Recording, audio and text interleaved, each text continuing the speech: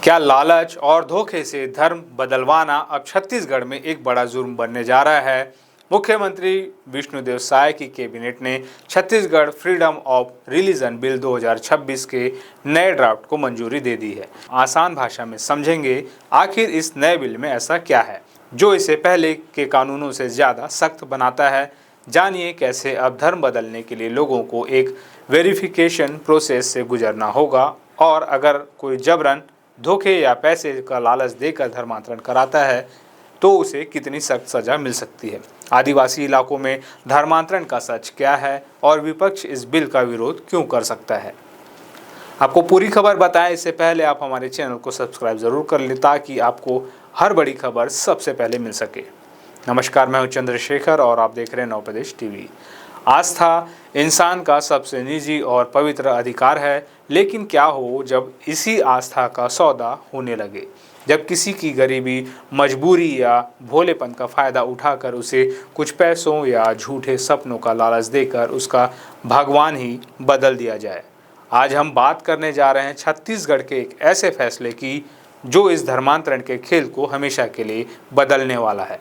छत्तीसगढ़ भारत का एक ऐसा राज्य जो अपने घने जंगलों, आदिवासी संस्कृति और खनिजों के लिए जाना जाता है, लेकिन पिछले कुछ सालों से इस राज्य के आदिवासी बहुल इलाकों से एक गंभीर समस्या लगातार उठ रही है, और वो है जबरन धर्मांतरण। लंबे समय से यह आरोप लगते रहे हैं कि भोले भाले आदिवासियों को लालच देकर, डराकर या धोखे से धर्म बदलने पर मजबूर किया जाता है। लेकिन अब मुख्यमंत्री विष्णुदेव साय के नेतृत्व वाली बीजेपी सरकार ने इस मुद्दे पर एक बहुत बड़ा कदम उठाया है। 10 मार्च 2026 को छत्तीसगढ़ कैबिनेट ने Chhattisgarh freedom of religion bill 2026 के ड्राफ्ट को मंजूरी दे दी है। आखिर यह बिल क्या है, इसमें कौन से नए नियम जुड़े गए हैं और क्यों यह संविधान द्वारा दी गई धार्मिक स्वतंत्रता के खिलाफ है, आइए इस पूरी खबर को समझते हैं। इस बिल की गहराई में जाने से पहले हमें छत्तीसगढ़ की ग्राउंड रियलिटी को समझना होगा। अगर आप बस्तर, सरगुजा या जशपुर जैसे आदिवासी बेल्ट में जाएंगे तो आपको धर्मांतरण की कई कहानियां मिलेंगी। सत्ताधारी सरकार और कई हिंदू संगठनों का लंबे समय से यह आरोप रहा है कि कुछ बाहरी मिशनरीज और संगठन आदिवासियों की गरीबी और शिक्षा की कमी का फायदा उठाते हैं। उन्हें मेडिकल सुविधाएं, पैसे या अच्छी नौकरी का लालच देकर उनका धर्म परिवर्तन कराया जाता है। यह सिर्फ एक धार्मिक मुद्दा नहीं है, बल्कि यह आदिवासी समाज की मूल संस्कृति और पहचान को खत्म करने का भी एक प्रयास माना जाता है। इसी चिंता को देखते हुए राज्य सरकार को लगा कि जो पुराने कानून हैं वो इस संगठित धर्मांतरण को रोकने के लिए काफ़ी नहीं है। इसलिए एक सख्त नए कानून की रूपरेखा तैयार की गई। मंगलवार को रायपुर में मुख्यमंत्री विष्णुदेव साय की अध्यक्षता में एक अहम कैबिनेट मीटिंग हुई। इस मीटिंग के बाद डिप्टी सीएम अरुण साव ने मीडिया को संबोधित किया और बताया कि कैबिनेट ने इस नए बिल के ड्राफ्ट को हरी झंडी दिखा दी है। अरुण साव ने स्पष्ट किया कि इस प्रस्तावित कानून का मुख्य उद्देश्य किसी के धर्म को निशाना बनाना नहीं है, बल्कि उन लोगों को रोकना है जो जबरदस्ती, लालच, धोखाधड़ी या झूठ बोलकर धर्मांतरण का सिंडिकेट चलाते हैं। सरकार का साफ कहना है कि आस्था बदलना व्यक्तिगत मामला है, लेकिन जब यह काम पैसे देकर या किसी दबाव में किया जाए तो वह अपराध है। यह नया बिल पुराने कानून की कमियों को दूर करके उसे एक अभेद सुरक्षा कवच बनाएगा। तो आइए जानते हैं कि इस नए फ्रीडम ऑफ रिलीजन बिल 2026 के ड्राफ्ट में बड़े बदलाव क्या हो सकते हैं। अपने बच्चे के सुरक्षित भविष्य के लिए ये मंत्र याद रखें।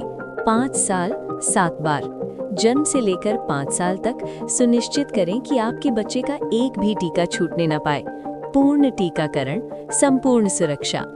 राष्ट्रीय स्वास्थ्य मिशन, झारखंड सरकार। Verification process. अब अगर कोई व्यक्ति अपनी मर्जी से धर्म बदलना चाहता है तो उसे चुपचाप तरीके से ऐसा करने की अनुमति नहीं होगी।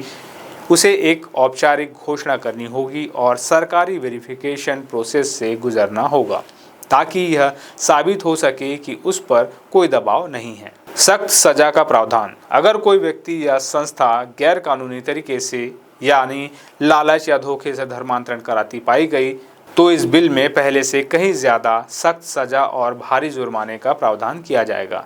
पारदर्शिता, प्रशासन को धर्मांतरण से जुड़ी हर गतिविधि का रिकॉर्ड रखना होगा।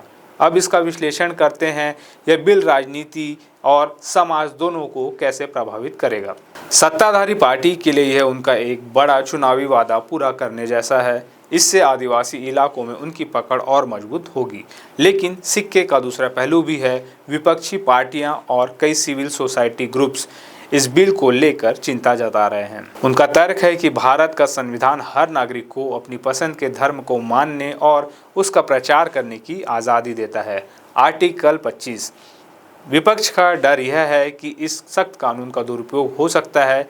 क्या पुलिस और प्रशासन इसका इस्तेमाल उन लोगों को परेशान करने के लिए करेंगे जो सच में अपनी मर्जी से धर्म बदलना चाहते हैं? क्या वेरिफिकेशन के नाम पर सरकारी बाबू लोगों की निजी आस्था में दखल अंदाजी करेंगे? ये वो सवाल है जिनका जवाब सरकार को विधानसभा में देना होगा, जहां यह बिल अब पेश किया जाएगा। Chhattisgarh freedom of religion bill 2026 राज्य की राजनीति में एक नया अध्याय है। अगर कोई सच में किसी गरीब को पैसे देकर उसका भगवान बदल रहा है तो निश्चित रूप से यह एक अपराध है जिसे रोका जाना चाहिए। लेकिन इस कानून को लागू करते समय प्रशासन को यह संतुलन भी बनाना होगा कि किसी भी सच्चे नागरिक के संवैधानिक अधिकारों का हनन न हो। जब यह बिल विधानसभा में टेबल होगा तो एक जबरदस्त राजनीतिक बहस देखने को मिलेगी। इस नए धर्मांतरण विरोधी बिल पर आपकी क्या राय है? क्या आपको लगता है कि ऐसे सख्त कानून से लालच और धोखे से होने वाले धर्मांतरण रुकेंगे, या आपको लगता है कि इसका दुरुपयोग हो सकता है? अपनी राय नीचे कमेंट बॉक्स में ज़रूर लिखें। अगर आपको यह विश्लेषण पसंद आया हो तो वीडियो को लाइक करें, शेयर करें और हमारे चैनल को सब्सक्राइब करना ना भूलें।